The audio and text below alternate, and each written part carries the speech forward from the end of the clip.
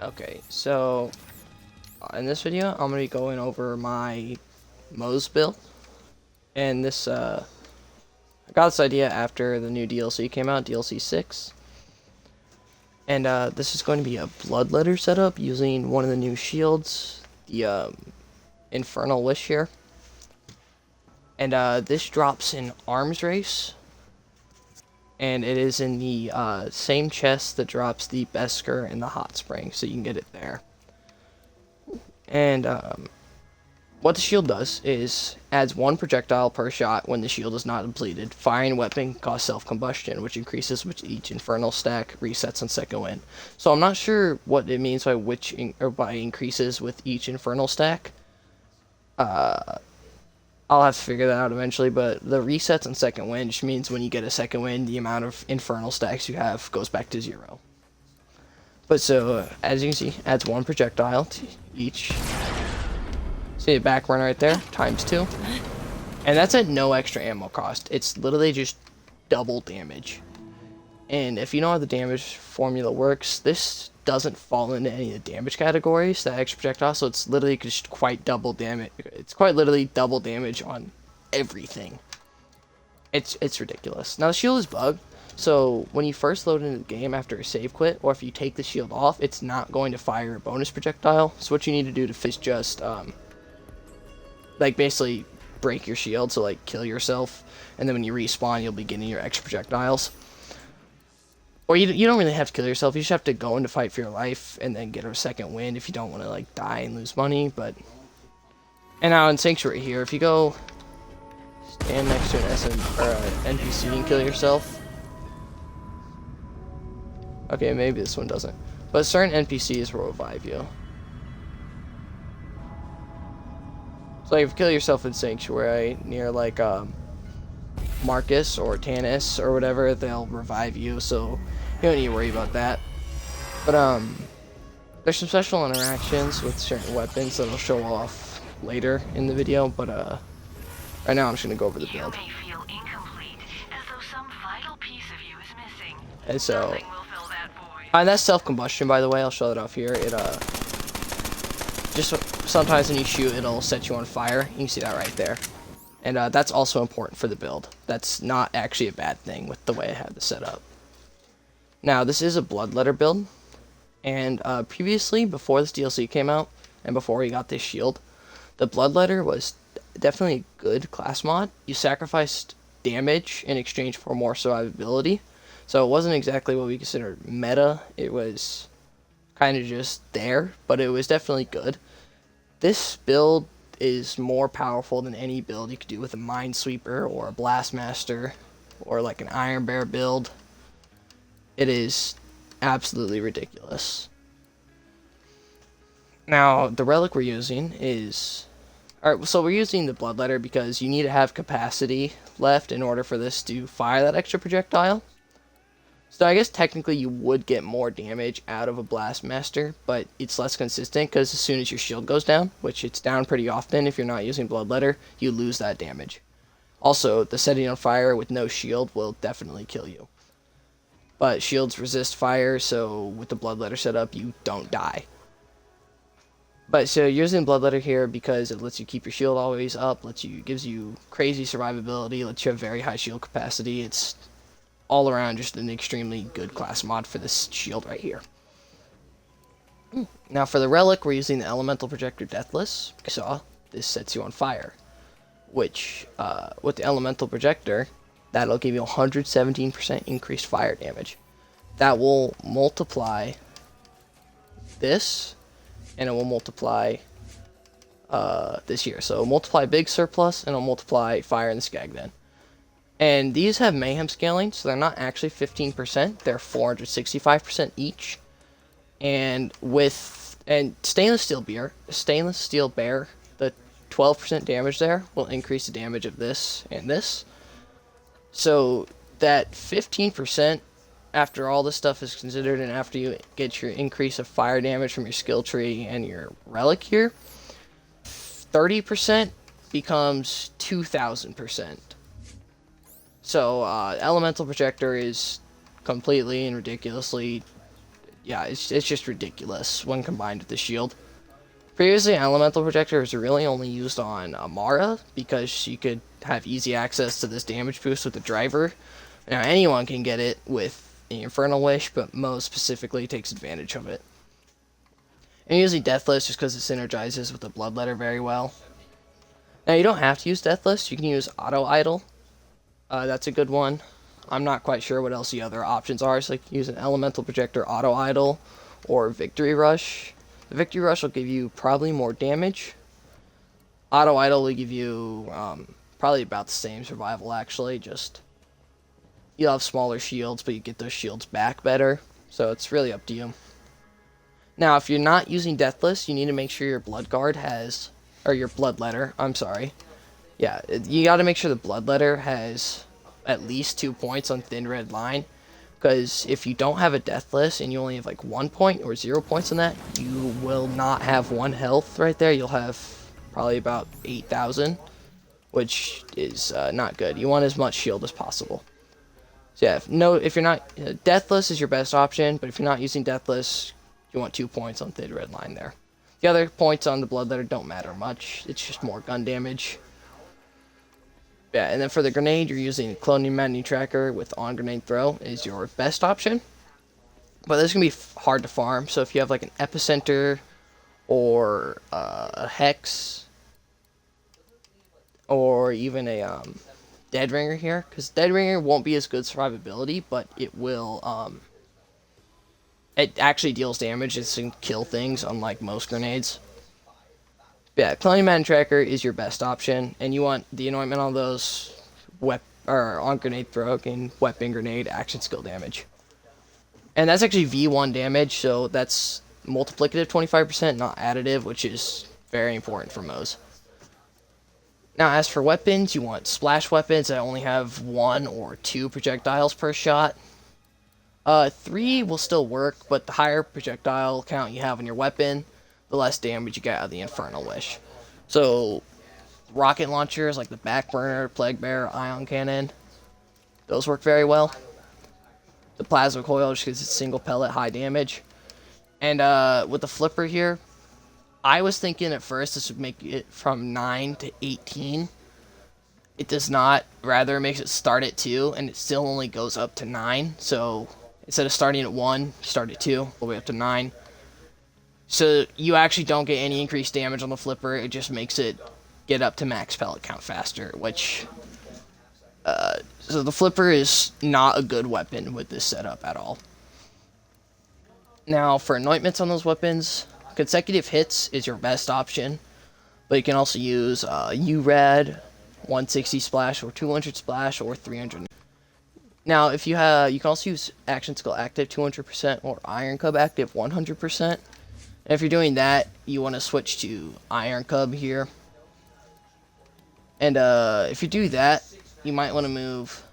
If you're using Iron Cub, move 2 points from Phalanx Doctrine and put them into biofuel so that you can unlock this augment here that lets you keep Iron Cub active longer.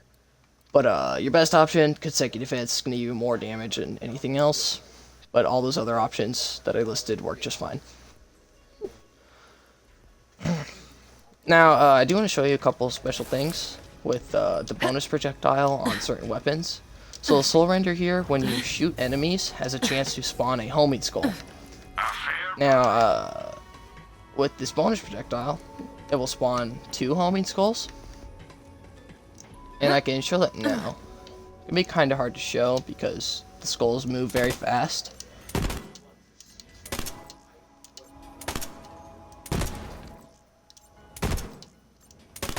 I'm going to just pause. Yep, so go into photo mode.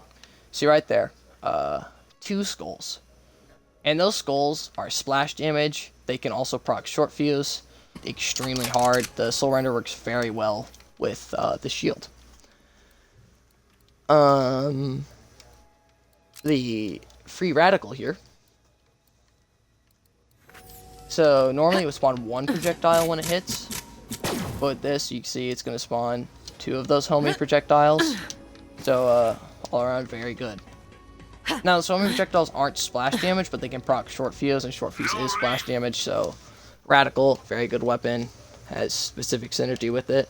Now, the craps here, what this one does is it's a single pellet weapon, but it will occasionally fire 5 projectiles instead of 1. However, with this shield, so you see, it fires 10. When you get that special trigger, it'll fire 10 instead of 5. At first, I thought it would fire just 6 instead of 5. You can see 2 right there at 10. The craps is completely broken with this shield. It's one of my favorite weapons to use with this build. Now, the Plague Bearer will obviously just spawn twice as many of the homing projectiles around it. It's all around a great option. It doesn't really have any special effects with it, though. Now, the replay here, if you switch to its tracker darts and go into photo mode, it does completely ridiculous things with the... It's kind of hard to show in Sanctuary here. Also, you're going to find a better room shown in. Out here might work. But so, what this does is when you fire the tracker darts, it goes in a very wide spread. With these bonus projectiles, it makes that spread even crazier. Normally, you just get these 4 right here in the middle. I actually think it's supposed to be 5. But, kind of hard to see here. Let me try and get a better shot. I'm sorry. Yeah, this might work. So you get projectiles all the way out here. And,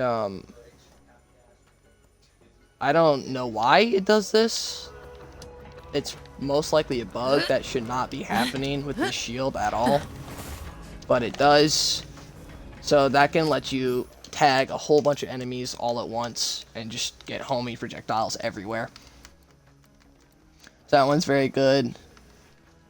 The Boogeyman, another very good weapon. It doesn't really have any specific synergy with it. Like, it doesn't have anything like the Soul Render or the Radical deal. But it does pretty crazy things. The Bloodstar Beast, while it is ×2, not ×1, so you do get less damage, it gives you a higher chance to proc the explosion effect on it, which is super important. And also, bonus projectile makes your chance to proc short fuse and, where is it? Yeah, short fuse and means of destruction makes your chance of proccing that even higher, and those skills are very important.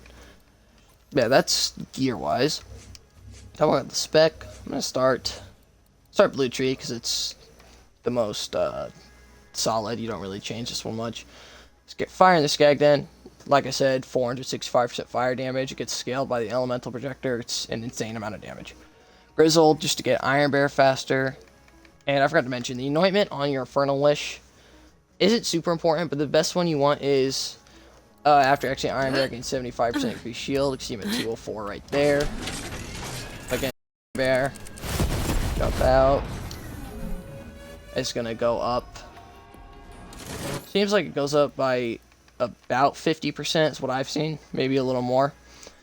And that's because normally it would be 75%, but because of how it interacts with the having no health and a bunch of shield, it does some weird things. But still the best anointment for this build. Now, back to the skill tree. So yeah, the Grizzled is to get your Iron Bear back faster so that you can get that anointment off as much as possible. And then 5 points in toward cross promotion, more splash damage. 3 points immune to destruction, chance to get ammo and grenades back. Auto Bear, because Auto Bear draws aggro and can debuff enemies if you use target softening, or kill enemies if you do corrosive sabot round and capacitive armature. Pull the Holy Pin, because if your grenades crit, they can trigger redistribution. And redistribution gives you ammo and health regen and is very good. Vampire, 3 point. I just do 3 points here. This gives you healing. You really only need 2 points, but I like to put 3 just to be safe. 1 point to the last because that lets you have on grenade throw while you're in fight for your life. And then 3 points in stainless steel bear to help out Iron Bear. And the Iron Bear damage there at 12% for whatever reason increases fire in the Skagden and increases big surplus. So it's more damage for Moze and Iron Bear. Now Red Tree, 1 point security bear because that gives Iron Bear shields, and If you use Iron Cub with Action Skill active, it gives Iron Cub damage reduction. And this doesn't say it on card, and unless it got patched, this is still true. Uh, this gives Iron Bear damage reduction as well, but I'm not sure how much. Armored Infantry, increased gun damage, damage reduction while your shields are active. Shields are always active, so this is pretty nice skill. Drowning in Brass for 60% gun damage. It's extremely powerful. Just always take the skill. Thin Red Line, more shields. Flat of Ingenuity, a little more shield. Shock damage resistance, a little bit of shield recharge rate. And now, as long as you have enough points to get Corrosive Sabot Round unlocked, because Corrosive Sabot Round is the only railgun that can heal with Vampire, and since you're not spec'd into Biofuel, you definitely want to have Vampire. Now, these skills, you don't need them. They're just more damage. If you want, you can move them into Green Tree here to get further down, get Iron Bank, some for the road, Scorching RPMs. Scorching RPMs damage, the Iron Bear damage also applies to Fire in the Skagden and Big Surplus. Same way that Stainless Steel Bear does. Yeah, so if you want to, you can take out the 3 points here and the 3 points here to get like more points in Green Tree, more points in Purple Tree. So like if you're using Iron Cub, I would take 2 points out of Phalanx Doctrine, put them in Biofuel, so that way you can get fuel for the fire to keep Iron Cub active longer. But you could also move those points into Green Tree, like I said. But yeah, Desperate Measures, more gun damage. Phalanx Doctrine, more gun damage, more shields. Now, I think I already covered Purple Tree, but Big Surplus, more fire damage, very powerful. Now, Green Tree is just 5 points Cloud of Lead, 3 points Stoke the Embers, and 1 point Redistribution. And I had leftover points, so I just put 1 point to Scrappy to get down to Russian Offensive and put 1 point there, because I like the skill. Now, if you want to, you could take these. You could take out Russian Offensive, Scrappy, and your 3 points to Stoke the Embers. And you could put points into Biofuel, more points into Stainless Steel Bear, Grizzled. Or you could go down here and get more points of Phalanx Doctrine. Don't spec the capstone here, though, because this happens when your shield breaks. It's 30% gun damage and restores shield when your shield break. So 30% gun damage isn't much, and that shield break, or the 40% shield restoration, won't actually happen, because if your shield breaks, you die because you only have 1 health. So you have to die to get this bonus damage. It's overall just not worth it. So yes, that's a skill tree. Went over all the gear. And like I said, this gets more damage than any like Blastmaster setup has ever gotten me, because that double projectile and elemental projector on Moze, it's 2 more damage categories that she didn't have access to before. And if you know anything about the damage formula, you know that spreading out your damage categories gives you more damage.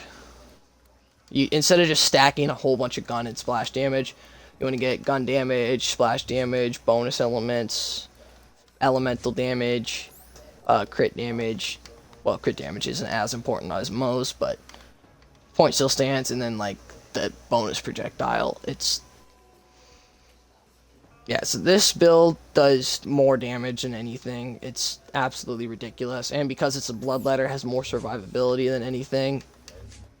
And this build is definitely meta if you have all the DLC, because the Infernal Wish is a DLC.